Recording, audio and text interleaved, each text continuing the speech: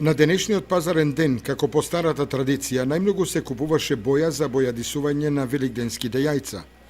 Денешниот пазарен ден беше последен пред традиционалниот Вел четврток, кога рано наутро домакинките, како по старата народна традиција и христијанските закони, ги бојадисуваат јајцата пред изгрејсонце.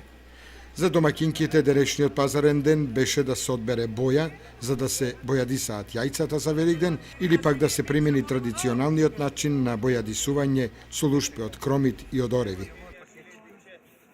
Што се радуваме, Великден иде. Ќе вапцуваме јајца. Идната недела е Вел четврток според христијанските празници. И со среќа го чекаме за здравје, за спасение. Јајцата се вапцуват у среда вечерта. Рано на сабали. Станам у 2 сата и до 5 да е завршено. Еве купувате каква боја? Па разни боички купи. И бакам земах, и старинското од крумит, лушпите вапцуваме. Од кога ја наследивте таа традиција? Од кого? Од дете, од мајка ми сам наследила и ја практикувам таа Во традиција. семејството, децата, помладите, Исто семејствата? и они.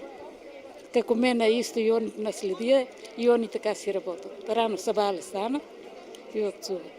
И за здравје, среќа, секој да си го дочека Великден. Бојадисувањето на јајца во повеќе бои е традиција која ја спроведуваат сите христијански семејства кај нас. Бојадисувањето на Вел четврток во раните утрински часови пред изгрејсонце има свое значење кое се применува во повеќе домови.